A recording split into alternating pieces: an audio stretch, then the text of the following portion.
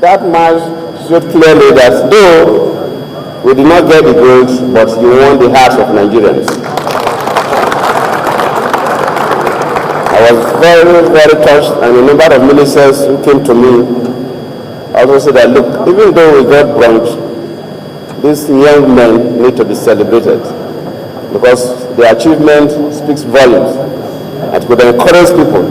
I made me to speak colloquial English in a Federal Executive Council when I told my ministers that you are not dead until you are buried.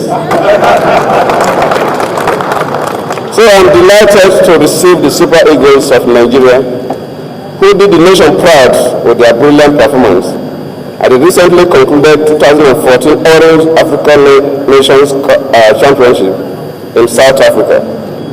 As a token of our appreciation for the heroic effort of these gallant patriots, we have decided to give you very little symbol. Ordinarily, we would have been here to shake hands, take photographs, and go. But I have a friend, I think the principal secretary always said that, one of his friends always said that thank you does not go to the market.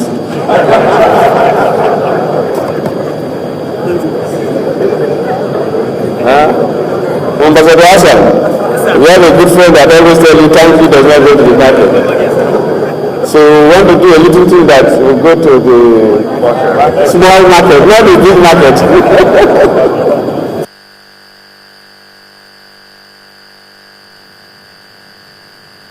All right, so that's it, President. Good luck, Jonathan, receiving the Eagles, the Super Eagles that went to the African Nations Championship.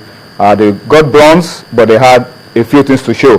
The most valuable player of the tournament, 3 members in the All-Star team, the best attacking team, also the poorest team defensively as well, and a few other things that they picked up from the CHAN. And of course, for those of you who missed out on it yesterday, every player, ₦1 million, the assistant coaches, ₦1 million, the chief coach, Stephen Keshi, 1.5, the backroom staff, ₦500,000. That was what Mr. President announced yesterday. But we said it, I think it's fair enough.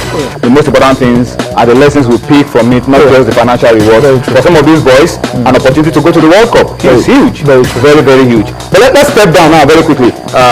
This weekend, very crucial for Nigerian clubs.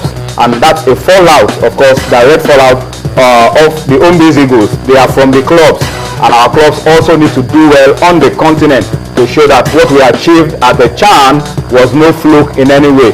And that's why we're talking about the CAF Champions League and the 2 Nigerian teams that will be flying our flags this weekend. Contrasting fortunes, identical scoreline. One needs to shut the door, the other one needs to be firing on all cylinders.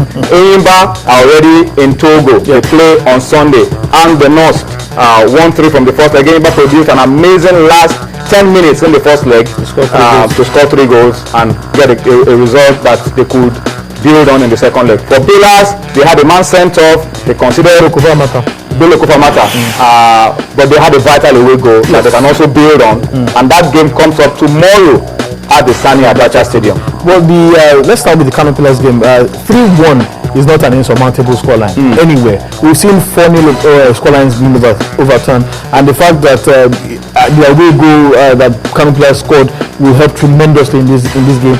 They know they have to score only 2 goals, and it is very difficult to bet against a team of the quality of Kano Pillars not scoring 2 goals at the Sani Abacha Stadium. Very rarely do you see them fail to get a result when they know that they are the 12th man, which is the crowd, also the quality of players they have, and they also have a former African coach of the year, in their ranks. So everything looks set for Pillars to get the result that they desire.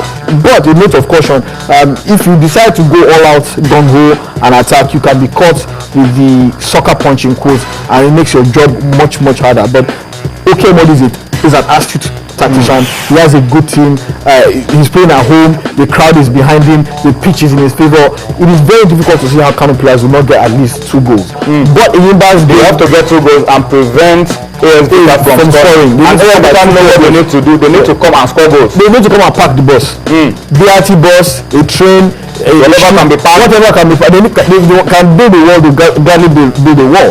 But I'm still finding it difficult to see how the Kano Pillars will not get 2 goals. they will get. I think they will get 2 goals. Whether the opponents will score is a different matter. But I know Kano players will get 2 goals.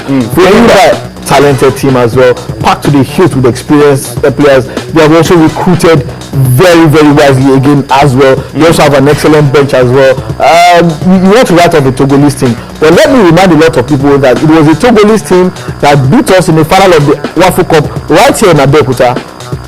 That shows that the Togolese team is not exactly, can't be written off. And Agnes did also know that they had to score 2 clear goals.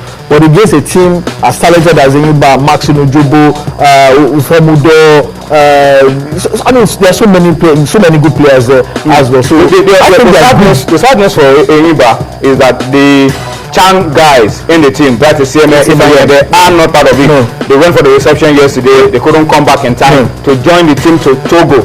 And then Sidigua, who scored 2 of the goals in the first leg, is injured.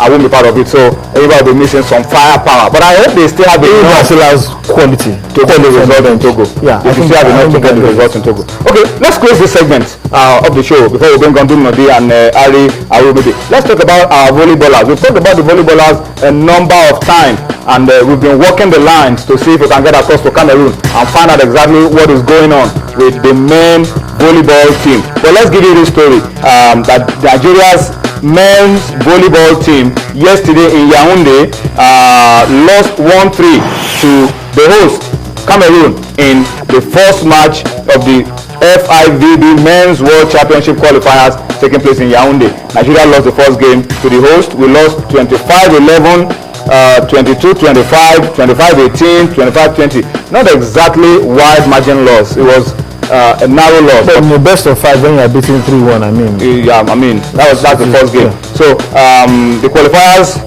the championship will be holding in Poland. That championship will be holding from September the 3rd to the 18th, and the 5 African teams taking part in this competition in Cameroon, only 1 will qualify to represent Africa. Okay, no, 3 teams out of the 5 taking place in Cameroon will qualify to represent Africa, and Nigeria still has a chance. We played our second game this afternoon against Gabon. We're still working the lines to see if we can get the result of that game, but we don't have it yet.